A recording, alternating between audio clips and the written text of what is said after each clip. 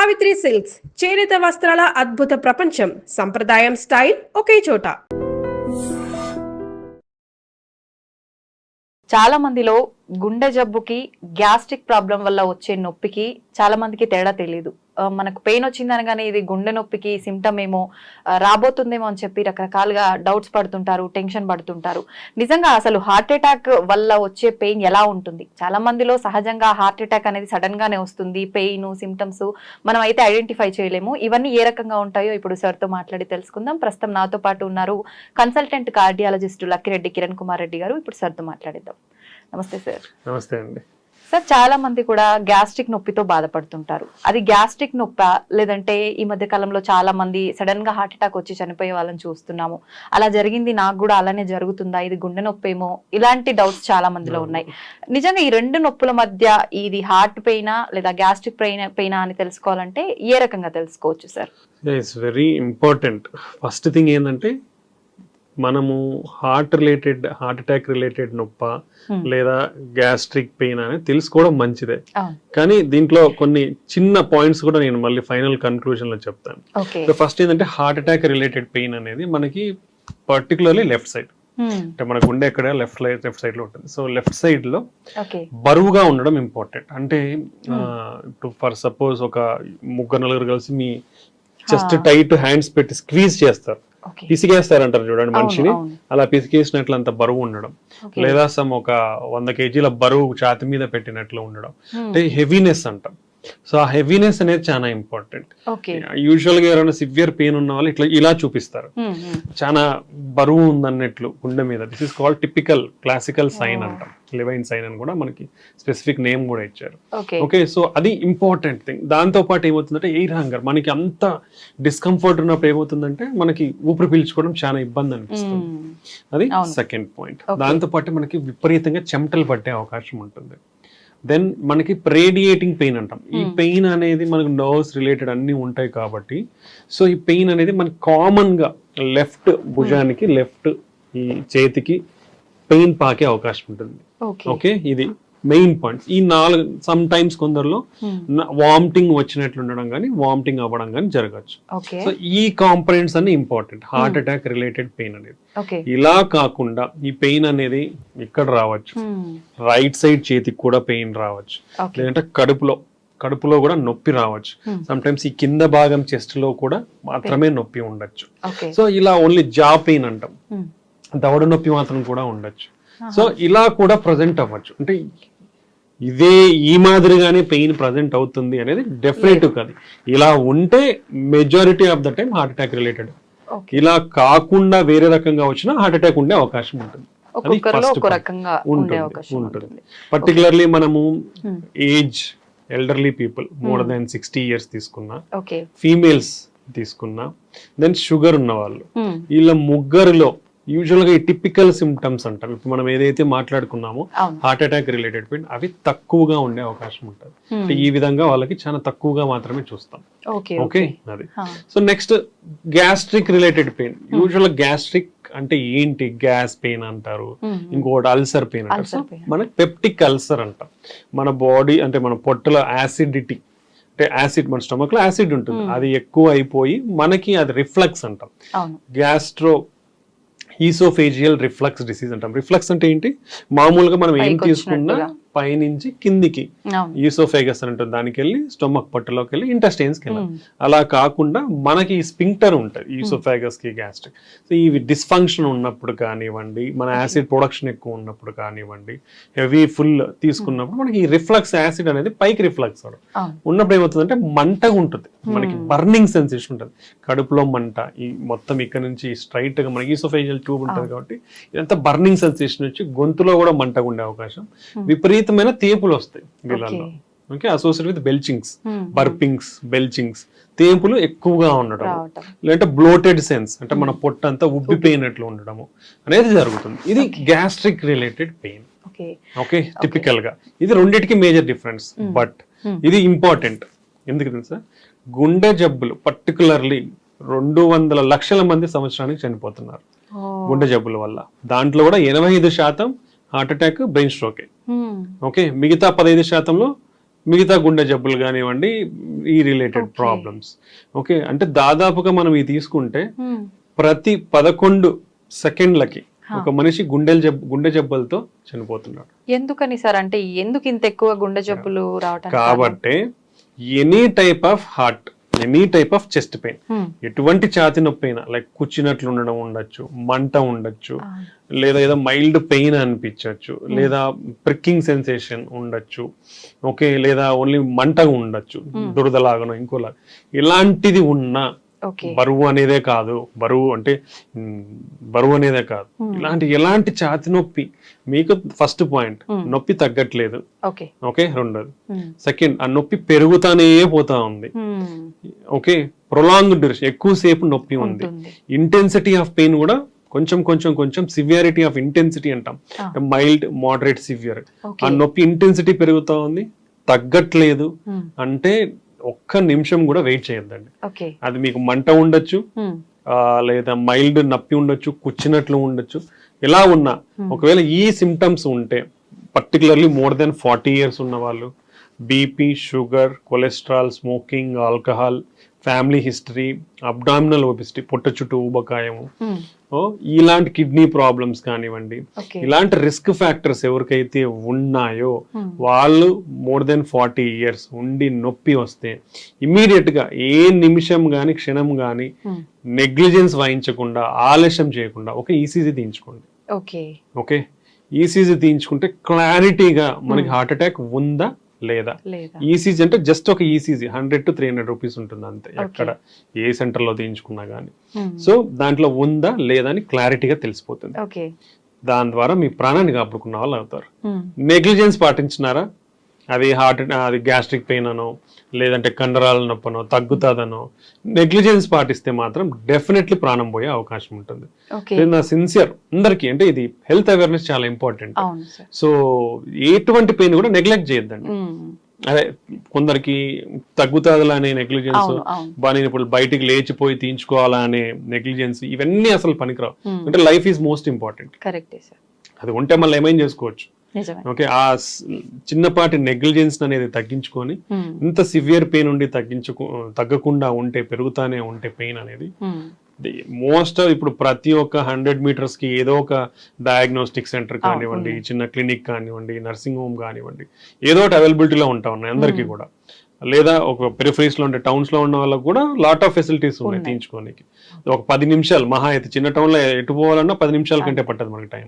So తీయించుకోవడం వల్ల మీ ప్రాణాన్ని కాపాడుకున్న వాళ్ళు అవుతారు. ఈసీజీలో క్లియర్ కట్ గా హార్ట్ అటాక్ ఉందా లేదా అనేది క్లారిటీగా తెలిసిపోతుంది. మెజారిటీ ఆఫ్ ద టైం, అంటే 99% మనకు కనపడుతుంది. దాంతో లేదా మీ లైఫ్ సేఫ్, హ్యాపీ. ఒకవేళ ఉందా మీకు ఇమీడియట్ గా ట్రీట్మెంట్ అందుతుంది. ట్రీట్మెంట్ ద్వారా మీ ప్రాణాన్ని మీరు కాపాడుకున్న వాళ్ళు అవుతారు అనమాట. సో నా sincere request for every person, ప్రతి ఒక్క మనిషికి 40 సంవత్సరాలు 30 సంవత్సరాలు దాటితేనే ఇప్పుడు హార్ట్ అటాక్ అనేది పెరిగిపోతా ఉన్నాయి. ఓకే, సో ఈ ఏజ్ గ్రూప్ పైబడిన వాళ్ళు ఇటువంటి సిమ్టమ్స్ ఉంటే, అంటే ఛాతి నొప్పి ఉంటే ఇమీడియట్ గా ఈసీజీ తీయించుకోండి, మీ ప్రాణాన్ని కాపాడుకోండి. కొంతమంది రెగ్యులర్ చెకప్స్ చేయించుకుంటూ ఉంటారు. అలా చేయించుకున్నప్పుడు మనకు హార్ట్ కి సంబంధించిన ఇబ్బంది రాబోతుందని ముందే దాంట్లో తెలిసే డెఫినెట్లీ అండి.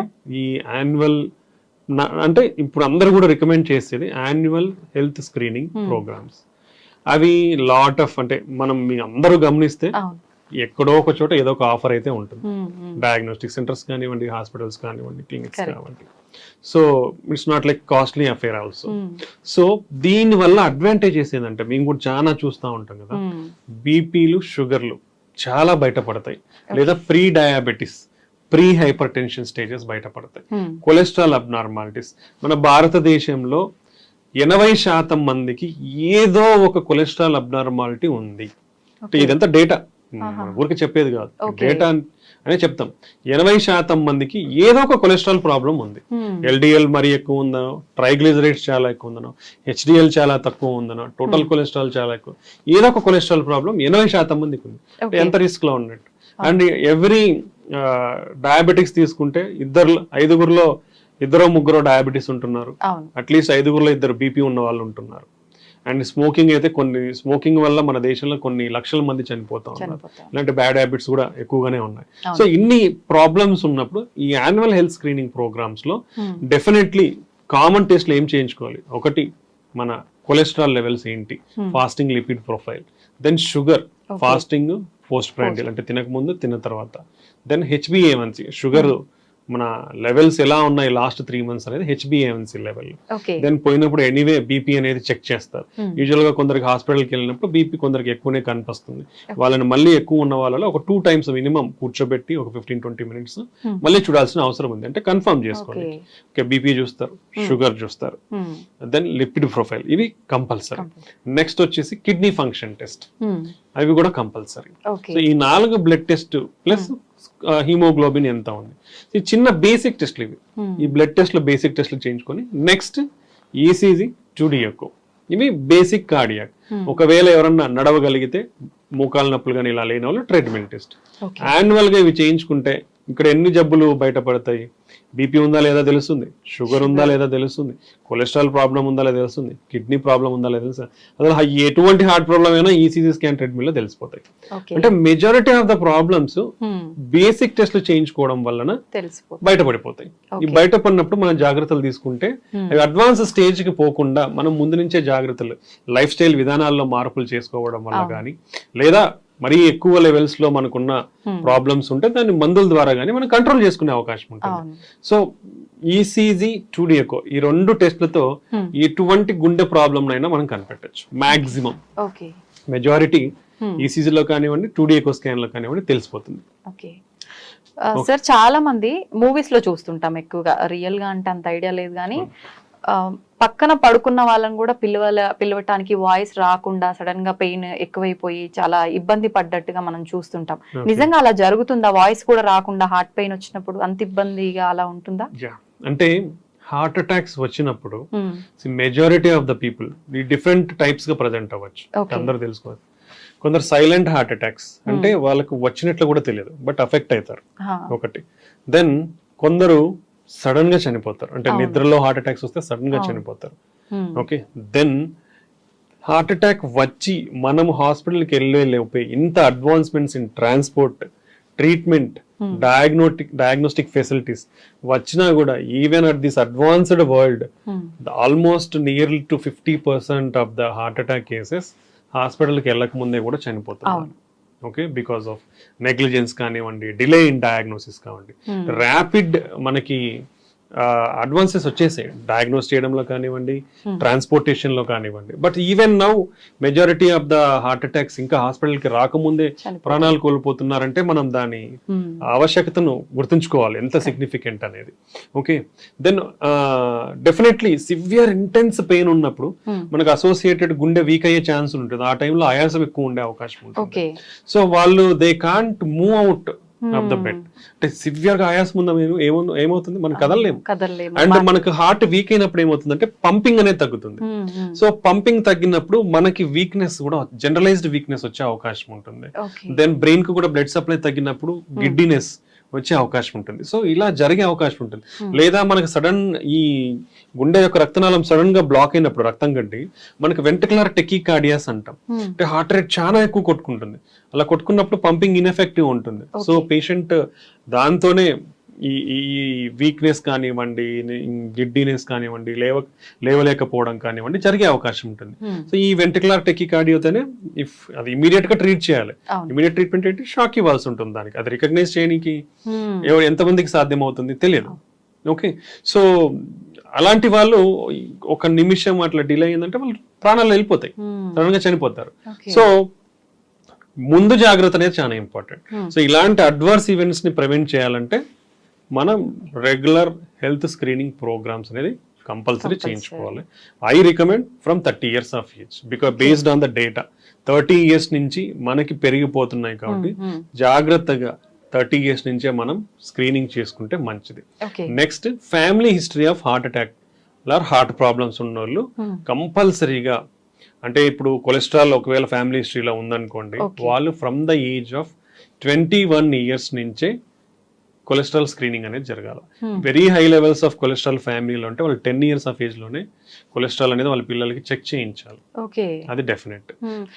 అంటే ఇప్పుడు ఫ్యామిలీ హిస్టరీలో ఉన్నప్పుడు రాకుండా ప్రివెంట్ చేసే ఛాన్సెస్, అలా ట్రీట్మెంట్ ఏమైనా ఉంటుందా sir? Family history of heart attack అంటే యూజువల్ గా మనము మగవాళ్ళలో 65 సంవత్సరాల లోపు హార్ట్ అటాక్ తో ఇబ్బంది పడినోళ్ళు, ఆడవాళ్ళలో 55 సంవత్సరాల లోపు ఇబ్బంది పడినోళ్ళు ఉంటే అది సిగ్నిఫికెంట్ ఫ్యామిలీ హిస్టరీ అని కన్సిడర్ చేస్తాం. సో వాళ్ళలో రాకుండా ఉండాలంటే మనం డెఫినెట్లీ ఈ అన్ని టెస్ట్లు అనేది ఎంత ఎర్లీగా పాసిబుల్ అయితే అంత ఎర్లీగా స్క్రీనింగ్ అనేది స్టార్ట్ చేసుకుని వచ్చింది. సో ఇలాంటి వాళ్ళలో 21 సంవత్సరాలకు మనం టెస్ట్ చేయించుకున్నప్పుడు ఒకవేళ నార్మల్ ఉంటే 5 సంవత్సరాలకు ఒకసారి చెక్ చేయించుకోవచ్చు. బట్ అట్లీస్ట్ మనకు తెలుస్తుంది మనకి ఏదైనా ప్రాబ్లం ఉందా లేదా అనేది. కొన్ని కంజైనైటల్ కొలెస్ట్రాల్ అబ్నార్మాలిటీస్ ఉంటాయి, జెనెటిక్ అబ్నార్మాలిటీస్ ఉంటాయి. సో వాళ్ళలో కొన్ని ఈ కొలెస్ట్రాల్ ప్రొడక్షన్ దాంట్లో స్టెప్స్ ఉంటాయి, చాలా బయోకెమికల్ స్టెప్స్ ఉంటాయి. అలా ఎంజైమ్ డెఫిషియన్సీస్ కానివ్వండి, ఇలా ఉన్న వాళ్ళలో కొలెస్ట్రాల్ చాలా అబ్నార్మల్ గా ఉండే అవకాశం ఉంటుంది. అలాంటి వాళ్ళలో ఒక్కొక్కరికి ఈ చిన్న బంప్స్ లాగా ఉంటాయి.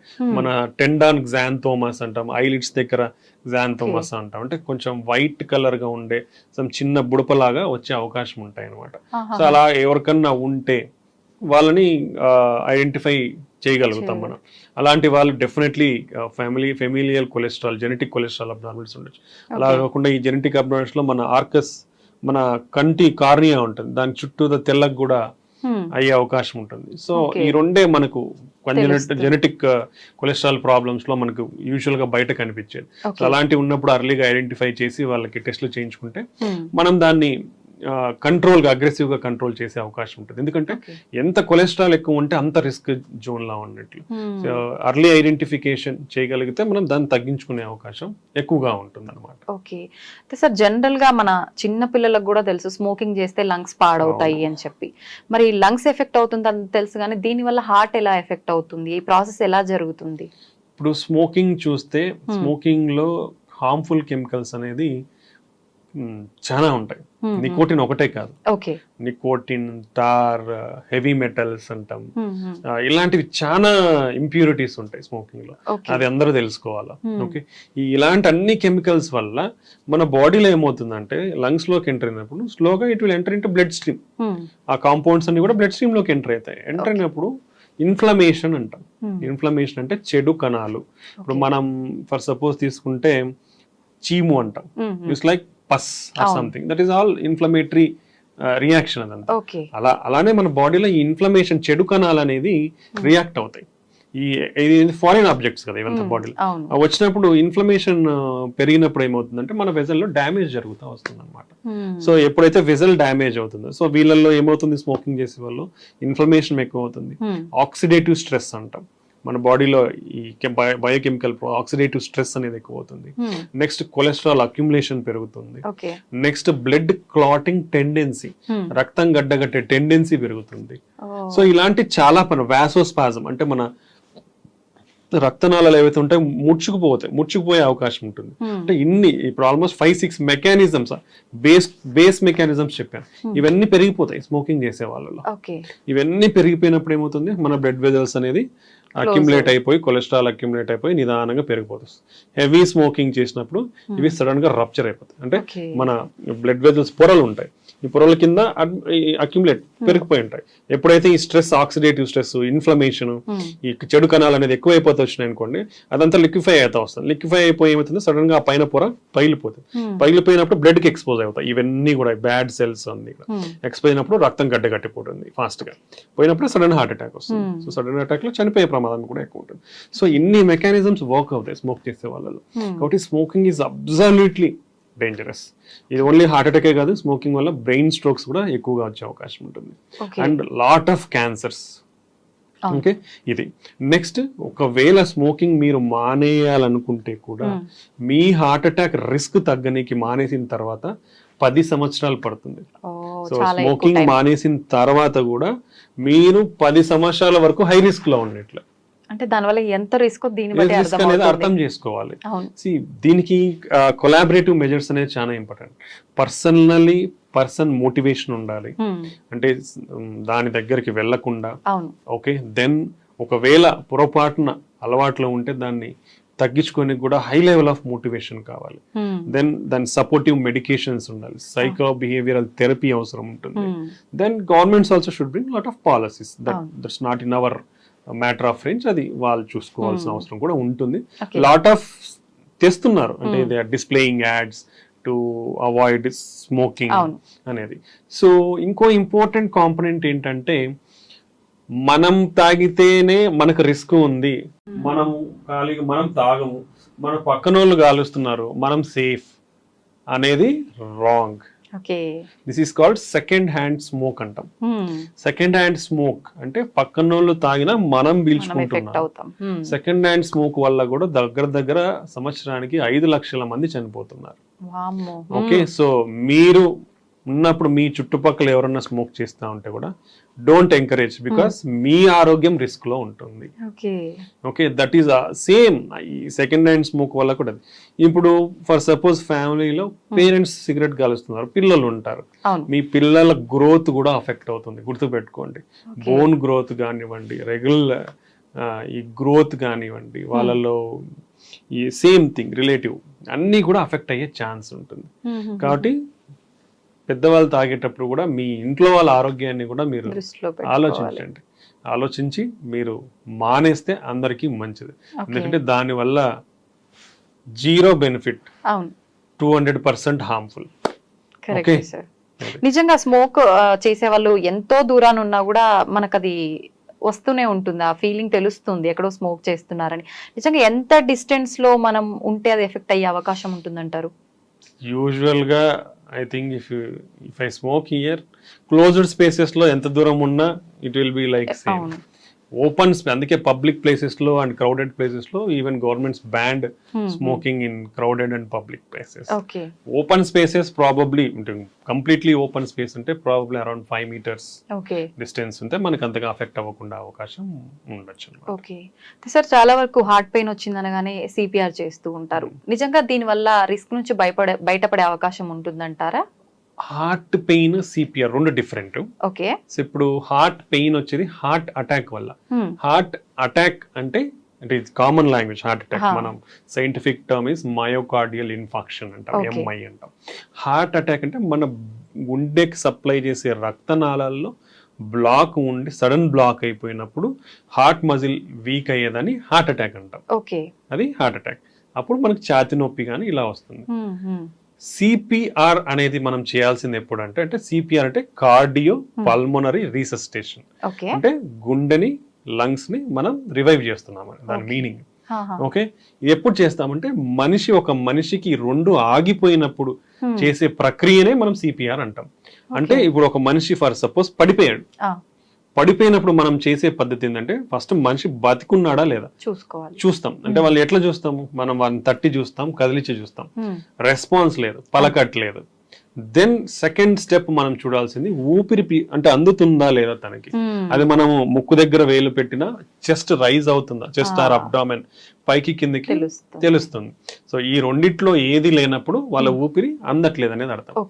నెక్స్ట్ మనం గుండె కొట్టుకుంటుందా లేదా అనేది ఎలా తెలుసుకుంటామంటే మనం నెక్ ట్రెకియా విండ్ పైప్ పక్కన మజిల్ ఉందా, మజిల్ మనం స్ట్రైట్ చేస్తే ఇక్కడ మజిల్ తెలుస్తుంది. ఈ రెండింటి మధ్య గుంత ఉందా, ఈ గుంతలో మనం ఫింగర్స్ పెట్టి చూస్తే మన పల్స్ మనకు తెలుస్తుంది. ఓకే, అంటే హార్ట్ బీట్ లాగా. యా, పల్స్ అంటాం. ఓకే, ఇదంటే బ్లడ్ వెజల్ పల్సేషన్స్ కొట్టుకుంటుంటది, బ్లడ్ పంప్ అయినప్పుడు అది పల్స్ తెలుసా. సో ప్రతి ఒక్కరు కూడా ఐడెంటిఫై చేయొచ్చు, ఇది ఈజీ. ఓకే, సో ఇది ప్రతి ఒక్కరు కూడా తెలుసుకోవచ్చు. ఈ పల్స్ ఉందా లేదా అని చూస్తాం. ఎందుకంటే యూజువల్ గా మనం నాడి అనేది జనరల్ గా ఇక్కడ చెక్ చేస్తాం, బట్ మనకి ఎప్పుడైనా హార్ట్ ప్రాబ్లం ఉన్నప్పుడు ఈ నాడి మనకి యూజువల్ గా తెలియదు. ఇది గుండెకి దగ్గరలో ఉంటుంది కాబట్టి ఇక్కడ తెలిసే అవకాశం ఉంటుంది. సో ఈ పల్స్ కూడా లేకుంటే గుండె కూడా కొట్టుకోవట్లేదని అర్థం. సో మనిషి రెస్పాన్స్ లేదు, ఊపిరి లేదు, గుండె కూడా కొట్టుకోవట్లేదు అన్నప్పుడు చేసే బేసిక్ ట్రీట్మెంట్ నే మనం సిపిఆర్, కార్డియో పల్మనరీ రీసస్సిటేషన్ అంటాం అనమాట. దీన్నే బేసిక్ లైఫ్ సపోర్ట్. అంటే కార్డియాక్ అరెస్ట్, కంప్లీట్ గా మనిషి like at the verge of death, ఉన్నప్పుడు చేసే ప్రక్రియనే కార్డియో పల్మనరీ రీసస్సిటేషన్. దీన్నే బేసిక్ లైఫ్ సపోర్ట్. ఇది ప్రతి ఒక్కరూ నేర్చుకోవాల్సిన ప్రొసీజర్. ఇది ప్రతి ఒక్కరు ట్రైన్ అవ్వాలి, రికగ్నైజ్ చేయగలగాలి. అది రికగ్నైజ్ చేసినప్పుడు వాళ్ళ బేసిక్ సిపిఆర్ ఇవ్వగలగాలి. ఇది ఎవ్రీ హ్యూమన్, ఎవ్రీ ఇండివిజువల్ ప్రతి ఒక్కరు నేర్చుకోవాలి కూడా, కంపల్సరీగా నేర్చుకోవాలి. మనం ఏ సోషల్ మీడియా ఛానల్కి పోయినా దీని గురించి అవగాహన ఉంటుంది, ఎలా చేయాలనేది ట్రైనింగ్ ప్రోగ్రామ్స్ కూడా చాలానే జరుగుతూ ఉంటాయి. Everybody should train in this. దానివల్ల అట్లీస్ట్ ఎప్పుడో ఒకసారి మన లైఫ్ టైంలో మనం ఈ సినారియో ఫేస్ అయ్యే ఛాన్స్ డెఫినెట్లీ ఉంటుంది. అట్లీస్ట్ ఒక మనిషికైనా మనం ప్రాణం పోసే అవకాశం ఉంటుంది నిజంగానే. సో ఒక మనిషి ప్రాణం ఈవెన్ సామాన్యుల చేతిలో కూడా ఉంది. సార్, సార్బిట్రేట్ అనే ఒక టాబ్లెట్ మనం వాళ్ళకు హార్ట్ పెయిన్ వచ్చినప్పుడు ఇవ్వటం వల్ల కొంతలో కొంత మనం హాస్పిటల్ కి వెళ్లే లోపు వాళ్ళ ప్రాణాలని కాపాడే అవకాశం ఉంటుందని చెప్పి అంటుంటారు కదా, నిజమే అంటారా? యూజువల్లీ సార్బిట్రేట్ అనేది ఎవరికి పాకెట్ లో ఉండదు. అవును. అది ఎవరి దగ్గర ఉంటుందంటే హార్ట్ అటాక్ తో అఫెక్ట్ అయిన వాళ్ళ దగ్గర మాత్రం ఉంటుంది.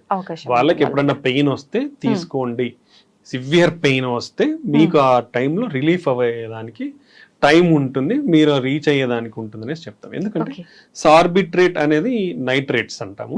ఇది వాసోడైలేటర్. అంటే మనకి ఇప్పుడు గుండె రక్తనాళాలు ఏమైతాయంటే మన ఈ ప్లాక్ రప్చర్ అయ్యి క్లాట్ ఫామ్ అవ్వడము లేదా ముడుచుకుపోవడం ఉన్నప్పుడు ఈ సార్బిట్రేట్ ఇవ్వడం వల్ల కొంచెం వాసోడైలటేషన్ అయ్యే ఛాన్స్ ఉండొచ్చు. ఆ వాసోడైలటేషన్ వల్ల మనకి కొంచెం బ్లడ్ ఫ్లో సరఫరా అయ్యే ఛాన్స్, అట్లీస్ట్ ఏదైతే బ్లాక్ అయింది కాకుండా మిగతా బ్లడ్ గుండె రక్తనాళకైనా ఏదైతే ఓపెన్ ఉంటుందో దానిలోకైనా కొంచెం రక్తం సరఫరా ఎక్కువ అయ్యి ఆ ఎఫెక్ట్ ని మనకి తగ్గించే అవకాశం ఉంటుంది అనమాట. ఓకే, సో అలా మనకి ఇది తోడ్పడుతుంది. సో మన పెయిన్ ని తగ్గించే అవకాశం ఉంటుంది. అంటే యూజువల్ గా మనం కొల్లెటరల్స్ అంటాం, ఒకవేళ ఇది మూసుకుపోయినా ఆపోజిట్ వెజల్ నుంచి ఓపెన్ అయ్యే అవకాశం ఉంటుంది అనమాట. Small vessels. అప్పుడు ఈ బ్లడ్ వెజల్ ద్వారా ఏదైతే రక్తం సరఫరా తగ్గిందో ఇక్కడ నుంచి కొంచెం సరఫరా అవడం వల్ల ఈ పెయిన్ ఇంటెన్సిటీ అనేది తగ్గే అవకాశం ఉంటుంది. సో అలా ఆల్రెడీ హార్ట్ అటాక్ తో బాధపడిన వాళ్ళు కానివ్వండి, లేదంటే స్టంట్స్ వేయించుకున్న వాళ్ళు లేదా బైపాస్ వేయించుకున్న వాళ్ళకి ఎమర్జెన్సీగా పెయిన్ అనేది ఎక్కువ వస్తే ఈ బీపీ టాబ్లెట్ నాలుగు కింద పెట్టుకుంటే అబ్జర్వ్ అయిపోయి ఆ ఎఫెక్ట్ చూపించి మనకి తగ్గే అవకాశం ఉండొచ్చు. బట్ ఈ టాబ్లెట్ అనేది స్పెసిఫికల్ గా ఎవరికైతే లో బీపీ ఉంటుందో వాళ్ళలో వాడకూడదు. Then other class of drugs ఉన్నాయి, ఆ క్లాస్ ఆఫ్ డ్రగ్స్ వాడే వాళ్ళలో కూడా అది వాడకూడదు అనమాట. ఒక చిన్న 2-3 కాంట్రా ఇండికేషన్స్ ఉన్నాయి. సో అవి చూసే డాక్టర్స్ అనేది ప్రిస్క్రైబ్ చేస్తారు ఎవరిలో వాడాలా అనేది. అంతేగాని ప్రతి ఒక్కరూ వేసుకుంటే తగ్గుతుందా అని మనం చెప్పలేము. ఎందుకంటే ఫస్ట్ ఏ రకమైన హార్ట్ పెయిన్ అనేది కనుక్కోవడం ఇంపార్టెంట్ రాదర్ దాన్ టాబ్లెట్ కంటే. ఇప్పుడు ఆ టాబ్లెట్ వేసుకొని తగ్గట్లేదు అనుకోండి, లేట్ అవుతుంది, డిలే అవుతుంది నీ డయాగ్నోసిస్. ఎప్పుడైతే డయాగ్నోసిస్ అనేది డిలే అవుతుందో అప్పుడు మోర్ అఫెక్ట్ అయ్యే ఛాన్స్ ఉంటుంది. సో ఎనీథింగ్ చెస్ట్ పెయిన్ తో ప్రజెంట్ అయ్యే వాళ్ళు ఒకవేళ మీరు వేసుకున్న, లైక్ కొందరు ఎకోస్ప్రిన్ వేసుకోమని చెప్తారు, సో అలా వేసుకున్నా మీరు ఇమీడియట్ గా పోయి ఈసీజీ తీయించుకోవడం ఇంపార్టెంట్ అనమాట. సో చాలా మందిలో ఎక్కువగా ఏదైనా విన్నా వెంటనే రియాక్ట్ అయిపోతుంటారు. అమ్మో నాకు గుండెలో నొప్పి వస్తుంది అది విన్న దగ్గర నుంచి అని చెప్పి చెమటలు పడుతుంటాయి, సడన్ గా పెయిన్ అని కూర్చుండిపోతుంటారు. ఇలా చాలా సార్లు జరుగుతూ ఉంటుంది కొంతమందిలో. ఇది హార్ట్ అటాక్ రావడానికి సిమ్టమ్స్ అని అనుకోవచ్చు అంటారా? ఇంకా 2 కాంపోనెంట్స్ ఉన్నాయి. So anxiety, some people are like easily prone to anxiety. So anxiety ఉన్నప్పుడు ఏమవుతుందంటే మన బాడీలో సింపథెటిక్ సిస్టమ్ అనేది యాక్టివేట్ అవుతుంది.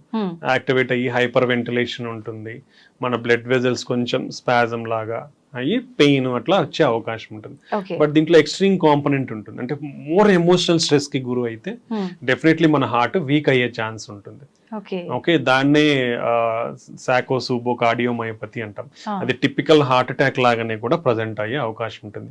అండ్ వన్ మోర్ ఇంపార్టెంట్ ఏంటంటే ఇంత high levels of sympathetic activity, anxiety, stress కు గురైనప్పుడు డెఫినెట్లీ మన బాడీలో ఈ సింపథెటిక్ సిస్టమ్ యాక్టివేట్ అయినప్పుడు ఆల్రెడీ రిస్క్ ఫ్యాక్టర్స్ ఉన్న వాళ్ళు, అంటే ఈ మనం డిస్కస్ చేసిన రిస్క్ ఫ్యాక్టర్స్ ఎవరికైతే ఉంటాయో ఆల్రెడీ కొంచెం అప్పటికే ఒకవేళ కొలెస్ట్రాల్స్ అనేది కొంచెం ప్లాక్స్ ఇవన్నీ ఏర్పడినప్పుడు అవి సడన్ గా రప్చర్ అయ్యే అవకాశం కూడా ఉండొచ్చు అనమాట. So severe emotional stress or severe anxiety ఉంటే ఈ సింపథెటిక్ సిస్టమ్ యాక్టివేట్ అయినప్పుడు మన బ్లడ్ క్లాటింగ్ అనేది కొంచెం ఎక్కువ అయ్యే అవకాశం ఉంటుంది, ఇన్ఫ్లమేషన్ కూడా పెరిగే అవకాశం ఉంటుంది. సో అలాంటి సినారియోస్ లో కూడా ఇది ప్రెసిపిటేట్ అయ్యే ఛాన్స్, అంటే ఆల్రెడీ కొంచెం అండర్లయింగ్ ప్రాబ్లమ్స్ ఉన్న వాళ్ళకి ప్రెసిపిటేట్ అయ్యి వచ్చే ఛాన్స్ ఉండొచ్చు. లేదా ప్యూర్ ఎమోషనల్ గా కూడా మనకి ఈ కార్డియోమయోపతి అంటే హార్ట్ వీక్ అయ్యే ఛాన్స్ కూడా ఉంటుంది. వీళ్ళల్లో యాంజియోగ్రామ్ చేస్తే నార్మల్ ఉంటుంది, దాన్ని స్ట్రెస్ కార్డియోమయోపతి అంటాము. అది నిదానంగా కొంచెం వాళ్ళ ఎమోషనల్ స్ట్రెస్ తగ్గిపోయి దెన్ మనం మెడికల్ థెరపీతో ట్రీట్ చేస్తే రికవర్ అయ్యే అవకాశం ఉంటుంది. బట్ డెఫినెట్లీ రిస్క్ ఫ్యాక్టర్స్ ఉన్న వాళ్ళలో హార్ట్ అటాక్స్ అందుకు వచ్చే అవకాశం అయితే ఉంటుంది. So high emotional stress, high anxiety ఉన్నప్పుడు చాలా జాగ్రత్తగానే ఉండాలి. ఓకే, ఎక్కువగా జిమ్ చేసే వాళ్ళలో, వర్కౌట్స్ చేసే వాళ్ళలోనే హార్ట్ అటాక్స్ వస్తున్నాయి ఎక్కువ. అంటే తక్కువ ఏజ్ లో ఉన్న వాళ్ళు ఇవి ఎక్కువ చేయడం వల్లనే హార్ట్ అటాక్ వస్తుంది, మిగతా అంతా వాళ్ళు చాలా హెల్దీగా ఉన్నారని చెప్పి వింటున్నాం ఈ మధ్య. నిజంగా దాని వల్ల అవకాశం ఉంటుందంటారా సార్? ఎక్సెసివ్ జిమ్ వల్ల వస్తాయి అనే దానికంటే ఒక లిమిట్, మన బాడీ అనేది ఏజ్ ని బట్టి ఒక target heart rate or maximum heart rate ఎంత అచీవ్ చెయ్యాలనేది మనకు టార్గెట్ లిమిట్ ఉంటుంది అనమాట ఏజ్ ని బట్టి. సో అంతకు మించి నువ్వు ఓవర్ ఎగ్జర్షన్ చేసి మన హార్ట్ రేట్ అనేది, ఇప్పుడు హార్ట్ రేట్ 180, 200కి పెరిగిపోతే ప్రాబ్లం ఏంటంటే ఇప్పుడు మన హార్ట్ పంపింగ్ అనేది ఇలా కొట్టుకొని ముచ్చుకుంటూ తెచ్చుకుంటూ ఉంటుంది ప్రాపర్ గా. హార్ట్ రేట్ ఎక్కువైనప్పుడు నిమిషానికి 200 కొట్టుకున్నప్పుడు ఏమవుతుంది, ఇది ప్రాపర్ గా ముచ్చుకోదు, ఇలా జస్ట్ ఇలా ఫ్లిక్కరింగ్ లాగా ఉంటుంది. పంపింగ్ అనేది తగ్గిపోతుంది. తగ్గిపోయినప్పుడు ఏమవుతుంది, బ్లడ్ ఫ్లో అనేది తగ్గిపోతుంది. అంటే మన గుండెకి రక్తం సప్లై చేసే బ్లడ్ ఫ్లో తగ్గిపోతుంది, మన బాడీకి రక్తం సప్లై చేసే బ్లడ్ ఫ్లో తగ్గుతుంది, బ్రెయిన్ కి సప్లై చేసే బ్లడ్ ఫ్లో కూడా తగ్గుతుంది. తగ్గినప్పుడు డిమాండ్ ఎక్కువ ఉంది, హార్ట్ రేట్ ఎక్కువ కొట్టుకుంటా ఉన్నప్పుడు డిమాండ్ ఎక్కువ ఉంది. బట్ మనకు రిసీవింగ్, మన గుండెకి ఎంతైతే బ్లడ్ ఫ్లో రావాలో సప్లై అనేది తగ్గిపోతుంది. సో అలా తగ్గిపోయినప్పుడు హార్ట్ అటాక్ వచ్చే ఛాన్స్ ఉంటుంది. సెకండ్ థింగ్, ఆల్రెడీ వీళ్ళకి ఏదన్నా చిన్న చిన్న ప్లాక్స్, కొలెస్ట్రాల్ అక్యుములేషన్ ఉందనుకోండి, అవి రప్చర్ అయ్యే ఛాన్స్ ఉండొచ్చు. లేదా ఒక్కొక్కసారి స్కాడ్ అంటాం, కోసుకుపోయి రక్తనాళాలు ఉంటాయి కదా, స్పాంటేనియస్ కొరనరీ ఆర్టరీ డిసెక్షన్ అంటాం, అలా ఈ కోసుకుపోయే అవకాశం ఉంటుంది. క్రాక్స్ వచ్చే అవకాశం, క్రాక్స్ వచ్చినప్పుడు బ్లడ్ ఫ్లో తగ్గిపోయే అవకాశం ఉంటుంది అనమాట. ఇలా జరిగే అవకాశం కూడా ఉండొచ్చు. నెక్స్ట్ వీళ్ళల్లో హార్ట్ రేట్ అంత విపరీతంగా ఎక్కువ ఉన్నప్పుడు అరిథ్మియాస్ అంటాం, అంటే వెంట్రికులర్ అరిథ్మియాస్. అంటే మనకు నార్మల్ గా ఒక సిస్టమ్, ఎలక్ట్రికల్ సిస్టమ్ ఆ సైకిల్లో కొట్టుకోవాలి, అలా కాకుండా వేరే చోటు నుంచి సడన్ గా యాక్టివేట్ అయ్యే ఛాన్స్ ఉండొచ్చు. అలాంటప్పుడు బ్లడ్ ఫ్లో తగ్గిపోయి సడన్ గా డెత్ అయ్యే ఛాన్స్ ఉండొచ్చు. Next electrolyte abnormalities, excessive sweating చేయడం వల్ల, ఎక్సెసివ్ ఎక్సర్సైజ్ చేయడం వల్ల ఎక్సెసివ్ స్వెట్ వచ్చి మన బాడీలో ఉండే ఎలక్ట్రోలైట్స్, పొటాషియం, సోడియం ఈ క్యాలిక్యులేషన్స్ అటు ఇటు అవ్వచ్చు, తగ్గడము పెరగడం. పెరిగినప్పుడు ఈ same thing very high heart rates కి పోయే అవకాశం ఉండి చనిపోయే అవకాశం ఉండొచ్చు. సో ఇలాంటివి చాలా ప్రాబ్లమ్స్ ఉన్నాయి. సో ఎఫెక్ట్ అయ్యే ఛాన్స్ ఉండొచ్చు. సో ఇంత ఇంటెన్సివ్ వర్కౌట్స్ చెయ్యాలి అంటే proper guided training and pre evaluation అనేది చాలా ఇంపార్టెంట్. ఆ గైడెన్స్ తో విత్ అవైలబిలిటీ ఆఫ్ ఎవ్రీథింగ్, అంటే ఎక్విప్మెంట్, మనకి ఏఈడిస్ అంటాం, ఆటోమేటిక్ ఎక్స్టర్నల్ డిఫిబ్రిలేటర్, ఇలాంటివి మనకు ఎక్స్టెన్సివ్ వర్కౌట్ చేసే చోట ఉంటే, ఒకవేళ మనకి ఎవరైనా అట్లా కొలాప్స్ అయినప్పుడు ఆ ఏఈడిని మనం అటాచ్ చేస్తే it will detect any abnormality and give shocks also. So ఇలాంటివి కంపల్సరీగా పెట్టుకుంటే మంచిది. సో ఇలాంటి కారణాల వల్ల జరిగే అవకాశం ఉండొచ్చు ఎక్సెసివ్ ఎక్సర్సైజ్ చేసే వల్ల. డెఫినెట్లీ గైడెడ్ ప్రోగ్రామ్స్ చేయాలి, ప్లస్ ప్రీ ఎవాల్యుయేషన్ చెక్ చేయించుకోవాలి. కొందరిలో కంజెనిటల్ అబ్నార్మాలిటీస్ ఉంటాయి అన్నమాట, long QT syndrome, short QT syndrome, ఈ ఎలక్ట్రికల్ కండక్షన్ లో, అలాంటి వాళ్ళల్లో అన్రికగ్నైజ్డ్ ఉన్నప్పుడు ఇలా సడన్ గా జరిగే అవకాశం ఉండొచ్చు. So different reasons, heavy exercise చేసే వాళ్ళల్లో హార్ట్ అటాక్స్ రావడం అనేది. సో అది కేర్ఫుల్ గైడెడ్ ట్రీట్మెంట్స్ తీసుకుంటే మంచిది. ఓకే, జనరల్ గా ఇది డిస్కస్ చేస్తూ ఉంటారు, ఎక్కువగా పరిగెత్తినప్పుడు, ఎక్కువ వర్కౌట్స్ చేసినప్పుడు, ఏదైనా మనం హెవీగా అలాంటి పనులు చేసినప్పుడు వెంటనే వాటర్ తాగకూడదు, తాగితే గుండె నొప్పి వచ్చే అవకాశం ఉంటుంది అని చెప్పి అంటుంటారు పెద్దవాళ్ళు. నిజంగా అది నిజమా సార్? అలా ఏం లేదండి. సో అదే, అంటే ఇప్పుడు మనకి ఏదైతే ఏంటంటే ఇప్పుడు ఇమీడియట్ గా చేస్తాం ఎక్సర్సైజ్ చేసినప్పుడు ఒక రికవరీ ఫేజ్ అనేది ఉంటుంది బాడీకి, అంటే మనకి ఆ వేరియేషన్ అనేది ఇంపార్టెంట్. సో ఎక్సర్సైజ్ చేసినప్పుడు we need to take some rest. మీరు ఆపినప్పుడు స్లోగా మన ఎక్సర్సైజ్ చేసినప్పుడు మన బీపీ కానివ్వండి, హార్ట్ రేట్ కానీ పెరిగిపోతాయి. పెరిగిపోయినది మనం ఎక్సర్సైజ్ స్టాప్ చేసినాక the has to come to normal. If you give some 5 minutes of time, usually they will come to normal. Then you can take, not a problem. అలా తాగకూడదు అనేది అయితే ఏం లేదు. ఓకే సార్, బ్రెయిన్ స్ట్రోక్ కి heart attack కి సంబంధం ఉందా? ఇది వచ్చిన వాళ్ళకి అది వచ్చే అవకాశం, అది వచ్చిన వాళ్ళకి డెఫినెట్లీ ఉంటుంది. ఎందుకంటే ఈ రెండు కూడా అఫెక్ట్ అయ్యేది రక్తనాళాలలో కొవ్వు పేరుకుపోయి బ్లడ్ ఫ్లో అనేది తగ్గడం వల్ల వస్తాయి. ఇప్పుడు బ్రెయిన్ స్ట్రోక్ అనేది కూడా అట్లా అదే వస్తుంది. బ్రెయిన్ స్ట్రోక్ లో కూడా 2 రకాలు ఉంటాయి, ఇస్కీమిక్ స్ట్రోక్ అంటాం, హెమరేజిక్ స్ట్రోక్ అంటాం. ఇస్కీమిక్ స్ట్రోక్ అంటే మన బ్లడ్ ఫ్లో తగ్గిపోయి వచ్చేదాన్ని ఇస్కీమిక్ స్ట్రోక్ అంటాం. ఓకే అదే హెమరేజిక్ స్ట్రోక్ అంటే మన బ్లడ్ వజలు చిట్లిపోయి రక్తం బయటకు వచ్చి బ్రెయిన్ లో అక్యుములేట్ అయ్యి దాని ద్వారా వచ్చేదాన్ని హెమరేజిక్ స్ట్రోక్ అంటాం. Okay okay, but most common వచ్చేసి ఇస్కీమిక్ స్ట్రోక్. ఓకే, సో ఈ రెండు కూడా అథెరోస్క్లెరోటిక్ వాస్కులర్ డిసీజ్ అంటాం. ఇవన్నీ అంటే అథెరోస్క్లెరోసిస్ అంటే మన రక్తనాళాలలో కొవ్వు పేరుకపోయి వచ్చే జబ్బుల్ని అథెరోస్క్లెరోటిక్ వాస్కులర్ డిసీజెస్ అంటాం. సో హార్ట్ అటాక్ వచ్చిన వాళ్ళకి బ్రెయిన్ స్ట్రోక్ రిస్క్ ఉంటుంది, బ్రెయిన్ స్ట్రోక్ వచ్చిన వాళ్ళకి హార్ట్ అటాక్ రిస్క్ ఉంటుంది.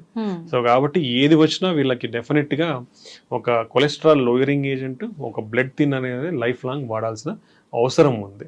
ఒకసారి బ్రెయిన్ స్ట్రోక్ వచ్చిన వాళ్ళకి మళ్ళీ బ్రెయిన్ స్ట్రోక్ వచ్చే అవకాశం కూడా చాలా ఎక్కువ ఉంటుంది. ఒకసారి హార్ట్ అటాక్ వచ్చి ట్రీట్మెంట్ తీసుకున్నాక కూడా మన లైఫ్ స్టైల్ ని కానివ్వండి, మెడిసిన్స్ ని కానీ సరిగా వాడకపోతే రిపీటెడ్ గా వచ్చే అవకాశం కూడా ఉంటుంది. సో ఇవన్నీ ఇంటర్లింక్డ్, ఒకటి ఉంటే ఇంకోటి, దాని నుంచి ఇంకోటి, ఎన్ని ఇంటర్లింక్డ్. అంటే నువ్వు ట్రీట్మెంట్ సరిగా వాడాలి, లైఫ్ స్టైల్ సరిగా పెట్టుకోవాలి, బీపీ కొలెస్ట్రాల్ షుగర్ స్ట్రిక్ట్ కంట్రోల్లో పెట్టుకోవాలి, ఎక్సర్సైజ్ బాగా చేయాలి. అంటే అన్ని చేయాలా. నేను ఎక్సర్సైజ్ చేస్తాను, ఓన్లీ లైఫ్ స్టైల్ చూస్తాను, మందులు వాడంటే వస్తుంది, మందులు వాడతాను, లైఫ్ స్టైల్ నేను ఫాలో అవ్వను అంటే కూడా వస్తాయి. సో ఇవన్నీ interlinked. So every component in health is important. మనం చేసే ప్రతి ఒక్కటి ఇంపార్టెంట్. మందులు వాడాలి, రెగ్యులర్ గా టెస్ట్లు చేసుకొని చూసుకోవాలి, హెల్తీ ఫుడ్ హ్యాబిట్స్ చూసుకోవాలి, దెన్ రెగ్యులర్ గా ఎక్సర్సైజ్ చేయాలి, బ్యాడ్ హ్యాబిట్స్ కి దూరంగా ఉండాలి. ఇవన్నీ ఉంటే మన ఛాన్సెస్ ఒకసారి ఎఫెక్ట్ అయిన తర్వాత మళ్ళీ రాకుండా ఉంటుంది. అంటే మేము చాలా మందిని చూస్తూ ఉంటాం, షుగర్స్ కొలెస్ట్రాల్ బాగా స్ట్రిక్ట్ కంట్రోల్లో పెట్టుకుంటారు. వాళ్ళందరికీ కూడా 20 years నుంచి షుగర్ ఉంటుంది, బట్ వాళ్ళ ఏమి ఎఫెక్ట్ అయి ఉండరు. అంటే స్ట్రిక్ట్ కంట్రోల్ మనకున్న, ఒకవేళ ప్రాబ్లం వచ్చినా కూడా దాని ఈ విధానాల ద్వారా అన్ని కంట్రోల్లో పెట్టుకుంటే మనం ఎఫెక్ట్ కాకుండా ఉంటాం అన్నమాట. ఓకే సార్, ఎక్కువగా హార్ట్ అనగానే హార్ట్ అటాక్ ఇది ఒక్కటే అందరికి తెలుసు. ఇంకా ఏమైనా హార్ట్ కు సంబంధించి చాలా జబ్బులు ఉన్నాయి, హార్ట్ రిలేటెడ్ చాలా జబ్బులు ఉన్నాయి. అంటే మన హార్ట్ లో చాలా కాంపోనెంట్స్ ఉన్నాయి. హార్ట్ అంటే గుండె రక్తనాళాలు ఒకటే కాదు, మెయిన్ వచ్చేసి మజిల్. అంటే గుండె అంటే మజిల్. ఆ మజిల్స్ 4 గదులుగా డివైడ్ అయినాయి, రైట్ సైడ్ లెఫ్ట్ సైడ్, పైన కింద. పైన ఉన్న దాన్ని ఏట్రియం అంటాం, కింద ఉన్న దాన్ని వెంట్రికల్ అంటాం. ఈ 2 గదుల మధ్యలో డోర్స్ లాగా వాల్స్ ఉంటాయి. దెన్ కింద గదుల నుంచి మన బాడీకి సప్లై అవ్వాలి బ్లడ్ అనేది. లెఫ్ట్ సైడ్ కింద గది నుంచి అయోటా అనే మేజర్ వెజల్ వచ్చి మన బాడీకి బ్లడ్ సప్లై చేస్తారు. ఆ రెండింటి మధ్యన కూడా ఒక వాల్వ్ ఉంటుంది. నెక్స్ట్ రైట్ సైడ్ కింద గది నుంచి మన ఊపిరితిత్తులకు లంగ్స్ సప్లై ఉంటుంది. సో అక్కడి నుంచి ఆ పైప్ కి వాల్వ్ ఉంటుంది. సో టోటల్ గా 4 వాల్వ్స్ ఉంటాయి, 4 గదులు ఉంటాయి. ఇది సో ఈ వాల్వ్ ప్రాబ్లమ్స్ ఏంటంటే, ఈ వాల్వ్ సరిగా మూసుకుపోయినా ప్రాబ్లమే, ఎక్కువగా మూసుకుపోయినా, అంటే సరిగా మూసుకుపోయినప్పుడు ఏమవుతుందంటే లీక్ అవుతుంది బ్లడ్ అనేది, ముందరికి పోయి వెనక్కి వస్తుంది. అలానే సరిగా ఓపెన్ కాకుండా మూసుకొని పోయి ఉంటే ఫార్వర్డ్ ముందరికి బ్లడ్ అనేది సరిగా పోదు. సో ఈ 4 వాల్వ్స్ లో వచ్చే అవకాశం ఉండొచ్చు. కొన్ని కంజెనిటల్ గా పుట్టుకతో కూడా వస్తాయి, కొన్ని ఏజ్ రిలేటెడ్ వస్తాయి, కొన్ని ఇన్ఫెక్షన్స్ ద్వారా వస్తాయి. సో పలు కారణాలు ఉంటాయి ఇవి రానికి. దెన్ మజిల్ అనేది కూడా ఏంటంటే రీజనల్ థిక్గా ఉండాలి. అది మనము కొందరిలో ఫెయిల్యూర్ అవుతుంది. ఫెయిల్యూర్ అయినప్పుడు ఏమవుతుందంటే సన్నబడిపోతుంది. సన్నబడిపోయినప్పుడు వచ్చేదాన్ని డైలేటెడ్ కార్డియోమైపతి అంటాము. లేదా కొందరిలో జెనెటిక్ అబ్నార్మాలిటీ ఉండి, లేదా బీపీ ఉన్న వాళ్ళు, కిడ్నీ ప్రాబ్లమ్స్ ఉన్న వాళ్ళలో మందం ఎక్కువగా ఉండే అవకాశం. మందంగా ఎక్కువ ఉన్నప్పుడు ఏమవుతుందంటే రిలాక్సేషన్, అంటే మన గుండె ఎలా అయితే ముడుచుకుంటుందో అలా ప్యూర్ గా మళ్ళీ రిలాక్స్ అవ్వాలి, తెరుచుకోవాలి. అలా మజిల్ తిక్కుగా ఉన్నప్పుడు ఏమవుతుందంటే బాగా ముడుచుకుంటుంది కానీ సరిగా రిలాక్స్ కాదు. రిలాక్స్ అయినప్పుడు మనం రిసీవింగ్ బ్లడ్ అనేది తగ్గిపోతుంది. తగ్గిపోయినప్పుడు ఫార్వర్డ్ పంపింగ్ కూడా తగ్గిపోతుంది. సో దీన్నే హైపర్ట్రోఫిక్ కార్డియోమైపతి అంటాం. లేదా రెస్ట్రిక్ట్, అంటే ఒక్కొక్కసారి మన కండరంలో some deposits, extra fibrous deposits, amyloidosis, ఇట్లా ఎక్కువ డిపాజిట్స్ అయ్యి ఏదన్నా అబ్నార్మల్ మెటీరియల్ అనేది డిపాజిట్ అయినప్పుడు దాన్ని రెస్ట్రిక్టివ్ కార్డియోమైపతి, అప్పుడు కూడా అది రిలాక్స్ సరిగా కాదు కాబట్టి దాన్ని రెస్ట్రిక్టివ్ కార్డియోమైపతి అంటాం. సో ఇలా డిఫరెంట్ మజిల్ డిసార్డర్స్ అనేది కూడా ఉన్నాయి. దెన్ మన గుండెలో ఎలక్ట్రికల్ కండక్షన్ సిస్టమ్ ఉంటుంది. మన రైట్ సైడ్ ఏట్రియం దగ్గర మెయిన్ స్విచ్ ఉంటుంది, దాన్ని ఎస్ఏ నోడ్ అంటాం. దెన్ ఈ 4 గదుల జంక్షన్ ఉంటుంది, అక్కడ ఏవి నోడ్ అంటాం, అంటే మోడరేటర్. అంటే పైన ఎలక్ట్రికల్ యాక్టివిటీ ఇక్కడికి వస్తుంది, అప్పుడు ఈ 2 పైన కొట్టుకుంటాయి. ఇక్కడ సమ్ మైల్డ్ డిలే ఉంటుంది, ఈ డిలే అయ్యి మళ్ళీ కిందికి వెళ్ళిపోతుంది. అంటే ఇవి పుష్ చేసినప్పుడు ఇవి ఓపెన్ అవుతాయి ఇక్కడ కింద Okay. బ్లడ్ రిసీవ్ అవుతుంది. మళ్ళీ ఇది పంప్ చేసినప్పుడు ఈ పైట్ రిలాక్స్ అయితే మన బాడీకి బ్లడ్ సప్లై. ఇది కొంచెం డిలే ఉంటుంది అనమాట. ఆ నుంచి మళ్ళీ కింద గదులకు ఎలక్ట్రికల్ ఇంపల్సెస్ కరెంట్ అనేది ఫ్లో అయ్యి ముడుచుకుంటాయి అనమాట. సో ఈ ఎలక్ట్రికల్ కండక్షన్ సిస్టమ్ లో ప్రాబ్లమ్స్ ఉంటే మన హార్ట్ రేట్ పెరగచ్చు, తగ్గచ్చు. సో దీంట్లో కూడా రకరకాల టెకికార్డియాస్ అంటాం అనమాట. సో ఇలాంటి దానిలో కూడా చాలా జబ్బులు ఉన్నాయి. నెక్స్ట్ మన గుండె చుట్టూరు ఒక పొర ఉంటుంది. ఆ పొర అంటే గుండె పైన ఒక పొర ఉంటుంది, దాని మధ్యలో చిన్న స్పేస్ మైల్డ్ ఫ్లూయిడ్ ఉంటుంది, పెరికార్డియల్ ఫ్లూయిడ్, లూబ్రికేషన్, మన గుండె మూవ్ అవుతుంటుంది కాబట్టి. ఓకే, ఆ స్పేస్ లో ఫ్లూయిడ్ అనేది ఎక్కువ అక్యుములేట్ అయితే పెరికార్డియల్ ఎఫ్యూషన్, అది సడన్ గా అక్యుములేట్ అవడం వల్ల టాంపనేట్ అంటాం, కార్డియాక్ టాంపనేట్, ఇలా సడన్ గా బీపీ పడిపోయే అవకాశాలు ఉంటాయి.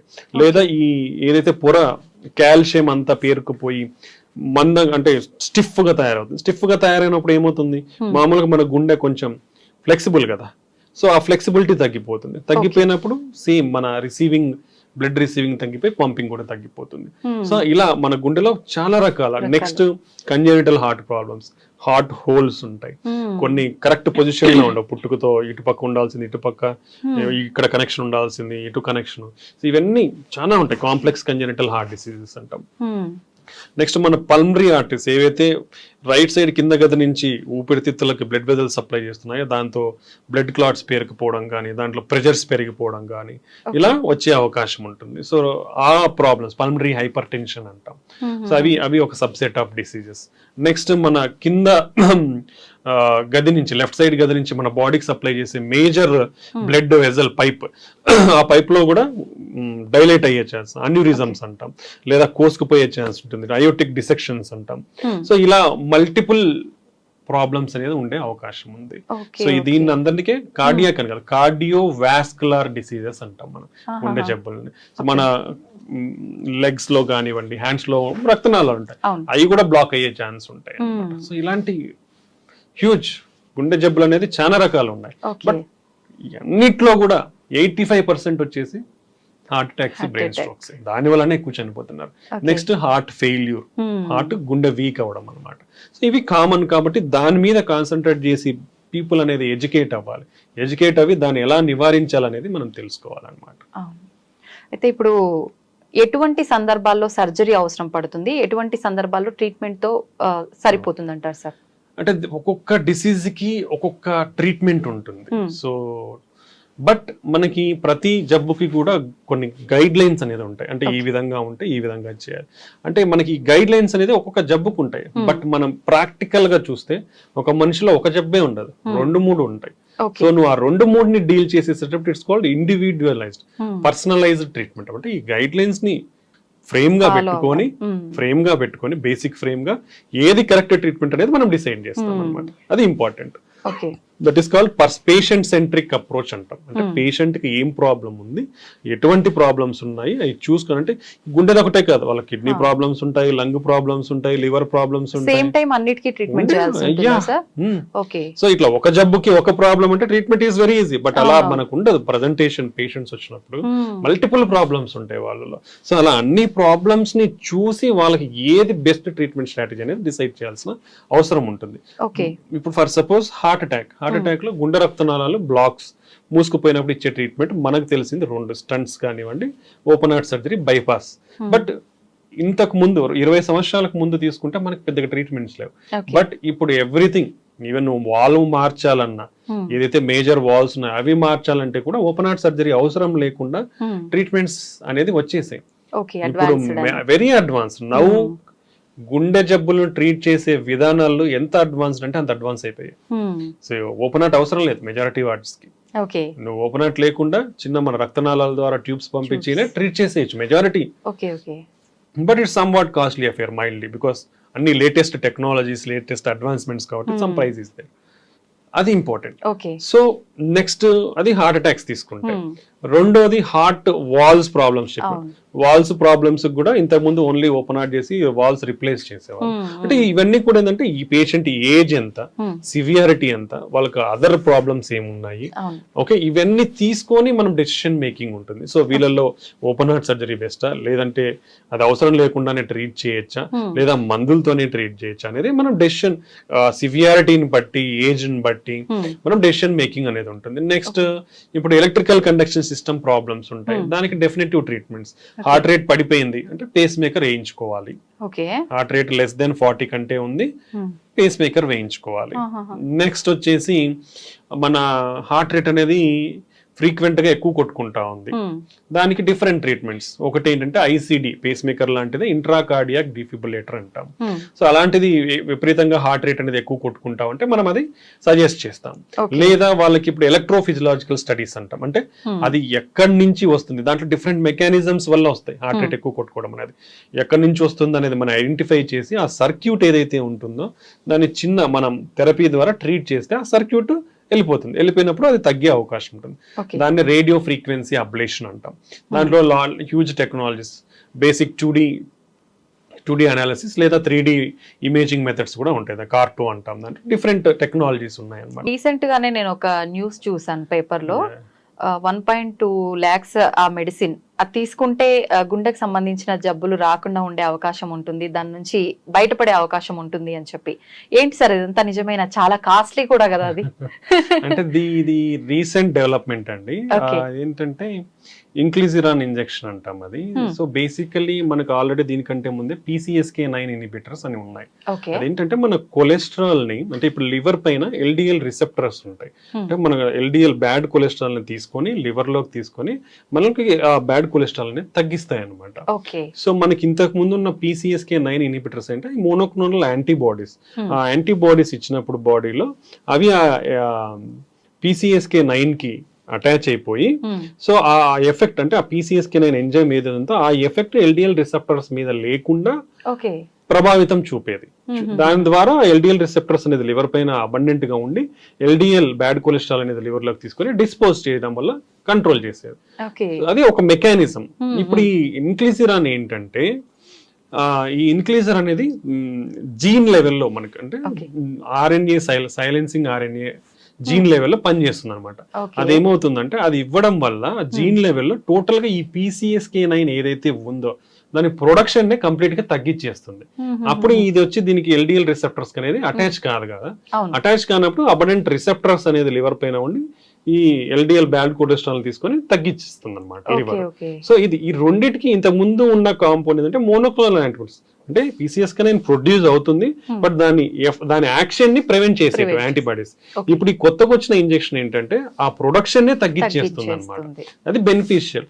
ఇది ఎక్కడ మేజర్ బెనిఫిషియల్ అంటే ఇంతకు ముందు అది అట్లీస్ట్ 2 వారాలకు ఒక ఇంజెక్షన్ తీసుకోవాలా PCSK9 ఇన్హిబిటర్స్ అనేది. ఇది only they are recommending yearly 2 injections. Initial first year లో అయితే 0, 3, 12. అంటే ఫస్ట్ ఇంజెక్షన్ 0 ఫస్ట్ తీసుకున్న తర్వాత 3 నెలలకు ఒకటి తీసుకొని మళ్ళీ సంవత్సరానికి ఒకటి. ఫస్ట్ సంవత్సరంలోనే 3 ఇంజెక్షన్లు అవుతుంది, కానీ ఆ తర్వాత ఎవ్రీ ఇయర్ 2 ఇంజెక్షన్స్ తీసుకుంటే మన కొలెస్ట్రాల్ లెవెల్స్ అనేది కంట్రోల్లో ఉంటాయి, కాబట్టి హార్ట్ అటాక్స్ అనేది తగ్గుతాయి అనేది మనకి వచ్చింది. బట్ దీంట్లో ఏంటంటే ఇది ఇంతవరకు చేసిన అధ్యయనాలలో ఎక్కడ యూజ్ చేశారంటే ఆల్రెడీ హార్ట్ అటాక్ తో అఫెక్ట్ అయిన వాళ్ళు కొలెస్ట్రాల్ మందులు వాడుకుంటున్నా కూడా, ఈ మెడికేషన్స్ వాడుకుంటున్నా కూడా కంట్రోల్ కావట్లేదు అంటే వాళ్ళల్లో ఈ ఇంజెక్షన్ ఇస్తే ఫర్దర్ కంట్రోల్ అయ్యి మనకి ఈ బెనిఫిషియల్ ఎఫెక్ట్స్ అనేది ఉంటాయి అనేది ఇంతవరకు మనం జరిగింది. సో ఈ ఇంజెక్షన్ కూడా ఏంటంటే ఆల్మోస్ట్ 56% ఆఫ్ LDL కొలెస్ట్రాల్ ని తగ్గిస్తుంది అనమాట. ఇది మనకున్న ఇంతవరకున్న అధ్యయనాలతో ఇది. సో ఇంతకుముందు మనం మెడికేషన్స్ టాబ్లెట్స్ అయితే రోజు వేసుకోవాలా, చిన్నపాటి సైడ్ ఎఫెక్ట్స్, కండరాల నొప్పులు, ఇలా మైల్డ్ లివర్ ప్రాబ్లమ్స్ కొందరిలో వచ్చే అవకాశం ఉంటుంది. బట్ దాని కాస్ట్ తీసుకుంటే తక్కువ ఉంటుంది, బట్ డైలీ తీసుకోవాలి, ఆ డిస్కంఫర్ట్ అనేది ఉంటుంది. ఆ నెక్స్ట్ లెవెల్లో వచ్చింది ఏంటంటే నెలకు 2 ఇంజక్షన్లు తీసుకునేది వచ్చింది. ఆ దాని కాస్ట్ కూడా ఎక్కువే ఉండేది. అది almost per year it will go up to 4 lakhs వరకు అయ్యేది. ఇప్పుడు ఈ ఇంజక్షన్ లో మేజర్ అడ్వాంటేజ్ ఏంటంటే నంబర్ ఆఫ్ డోసెస్ అనేది తగ్గిపోయి సంవత్సరానికి 2. సో అది అడ్వాంటేజ్. సో మనకి ఆ సైడ్ ఎఫెక్ట్స్ కానివ్వండి, రోజు తీసుకోవాల్సిన అవసరం కానీ లేకుండా మన కొలెస్ట్రాల్ ని తగ్గించుకునే విధానం అనమాట. ఇది ఒక కొలెస్ట్రాల్ ని తగ్గించుకునే విధానం ఒకటే. అవకాశం. ఓకే, సో ఇది రీచ్ లో దీని వల్ల సైడ్ ఎఫెక్ట్స్ ఏమి ఉండవంటారా సార్? చిన్నపాటి సైడ్ ఎఫెక్ట్స్ అంటే మనం సబ్క్యూటేనియస్ ఇస్తాం కాబట్టి లోకల్ సైట్ రియాక్షన్స్ అనేది తప్ప మేజర్ ఏం లేదు. సో ఇది మనము ఎవరిలో ఇస్తామనేది మనం తెలుసుకోవాల్సిన విషయం. రెండోది ఏంటంటే మనకున్న కొలెస్ట్రాల్ లోయరింగ్ ఏజెంట్స్ ఏవైతే ఉన్నాయో కూడా అవి కూడా almost high dose statins plus other ezetimibe ఇట్లాంటి కొన్ని డ్రగ్స్ ఉన్నాయి. దానితో కూడా 50-60% కొలెస్ట్రాల్ తగ్గుతుంది. ఈ but only advantage is డోజింగ్. Only 2 injections 2 times in a year me cholesterol ని కంట్రోల్ పెట్టుకోవచ్చు, రోజు వాడాల్సిన అవసరం లేదు. సో ఇది ఒకటే దాని అడ్వాంటేజ్. ఇది ఇంకా ముందు డ్రగ్స్ తో పోలిస్తే ఎంత ఎక్కువ తగ్గిస్తుంది అనేది ఇంకా మనకు అధ్యయనాల్లో జరగాలి. ప్లస్ ఎవరు ఆల్రెడీ హార్ట్ అటాక్ తో కానీ కాకుండా ఇలా అఫెక్ట్ కాని వాళ్ళల్లో ఇస్తే ఎంత తగ్గుతుంది, ఎంత రిస్క్ వీళ్ళకి రాకుండా ఉంటుంది అనేది ఇంకా మనకు స్టడీస్ అనేది రావాలి. ఎనీవే ఇట్ ఈస్ దాని ఎఫెక్ట్ అయితే కొలెస్ట్రాల్ లోయరింగ్ కాబట్టి ఈవెన్ అఫెక్ట్ కాని వాళ్ళు కూడా ఎవరికైనా కొలెస్ట్రాల్ లెవెల్స్ ఎక్కువ ఉంటే ఆల్మోస్ట్ వాళ్ళకున్న కొలెస్ట్రాల్ లెవెల్స్ 50% వరకు తగ్గే అవకాశం అయితే ఉంటుంది. ఓకే సార్, మనం ఎన్ని రకాల రీజన్స్ ఉన్న హార్ట్ అటాక్ రావడానికి ముఖ్యంగా కొలెస్ట్రాల్ అని చెప్పి ఎక్కువగా మాట్లాడుకుంటున్నాం. నిజంగా అసలు ఎంత ఉండాలి కొలెస్ట్రాల్ లెవెల్స్ అనేది? టోటల్ కొలెస్ట్రాల్ అనేది లెస్ దెన్ 200 ఉండాలి. ఎల్డిఎల్ కొలెస్ట్రాల్ అనేది మన రిస్క్ చేస్తాం అంటే ప్రతి ఒక్క మోర్ దెన్ 40 years పైన ఉన్న వాళ్ళకి మనకి రిస్క్ స్కోరింగ్ సిస్టమ్స్ అనేది atherosclerotic disease scoring system, ASCVD vascular disease risk scoring systems. అది కొన్ని పారామీటర్స్ మన బీపీ లెవెల్స్ ఎంత ఉన్నాయి, కొలెస్ట్రాల్ లెవెల్స్ ఎంత ఉన్నాయి, మనకు షుగర్ ఉందా లేదా అనేది కొన్ని కన్సిడర్ చేసుకొని రిస్క్ స్కోరింగ్ ఉంటుంది. లో, intermediate, high, very high risk అన్నట్లు ఉంటుంది అనమాట. సో ఈ రిస్క్ స్కోర్ ని బట్టి మనం లెవెల్స్ అనేది కంట్రోల్ లో పెట్టుకోవాలని చూస్తారు. యూజువల్ గా ఎల్డిఎల్ కొలెస్ట్రాల్ అనేది లెస్ దెన్ 100 ఉండాలి. లెస్ దెన్ 100 ఉంటే మనం తక్కువ రిస్క్ లో ఉన్నట్టు. దానికంటే తక్కువ ఉంటే ఇంకొంచెం బెనిఫిట్స్ ఉంటాయి అనేది ఉంది. అంటే ఎంత తక్కువ ఉంటే అంత బెనిఫిట్ అనేది ఇంపార్టెంట్. సో ఇలా మనం కొలెస్ట్రాల్ లెవెల్స్ ని total cholesterol, LDL cholesterol, HDL cholesterol అనేది మోర్ దాన్ 50 to 60 ఉండాలి. ఓకే, దెన్ ట్రైగ్లిజరైడ్స్ అనేది లెస్ దాన్ 150 ఉండాలి. దెన్ ఇవి కాకుండా మనకి నాన్ హెచ్డిఎల్ కొలెస్ట్రాల్ అంటే హెచ్డిఎల్ అంటే గుడ్ కొలెస్ట్రాల్, అది కాకుండా మిగతా మొత్తం కొలెస్ట్రాల్ ని నాన్ హెచ్డిఎల్ కొలెస్ట్రాల్ అంటాం. సో ఆ నాన్ హెచ్డిఎల్ కొలెస్ట్రాల్ కూడా లెస్ దెన్ 100 ఉండాలి.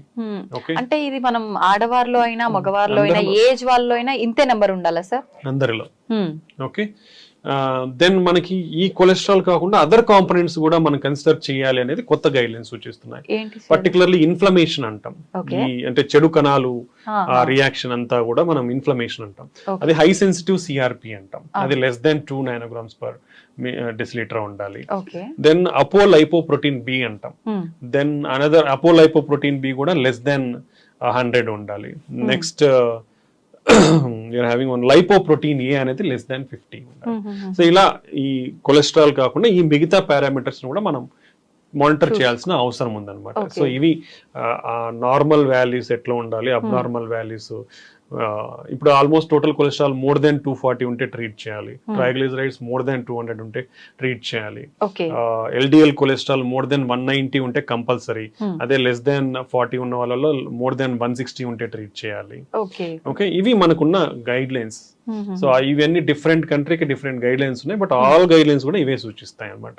సో డెఫినెట్లీ అందరూ కూడా at the age of 21 years cholesterol screening అనేది స్టార్ట్ చేయాలి. ఒకవేళ నార్మల్ ఉంటే ఎవ్రీ 5 years కి చేయించుకోవచ్చు. అబ్నార్మల్ ఉంటే మనం దాని స్ట్రిక్ట్ లో life style initially life style measures అంటే ఇప్పుడు మైల్డ్ బార్డర్ లైన్ ఉన్నాయి అనుకోండి, లైఫ్ స్టైల్ మెజర్స్ ద్వారా లైక్ ఫుడ్, హెల్తీ ఫుడ్ తీసుకోవడం, ఆయిల్ ఫుడ్స్ తగ్గించుకోవడం, దెన్ కావాల్సినంత మాత్రమే మనం ఫుడ్ ఇంటేక్ అనేది ఉండడం, ఎనర్జీ ఎక్స్పెండిచర్ ఉండడం, బ్యాలెన్స్డ్ ఫుడ్ అనేది important. Next regular exercise, daily exercise అనేది మనం ఎనర్జీ స్పెండ్ చేయాలి. సో ఇవన్నీ చేసినప్పుడు కూడా మనం కొలెస్ట్రాల్ లెవెల్స్ ని కంట్రోల్ చేసుకునే అవకాశం ఉంటుంది.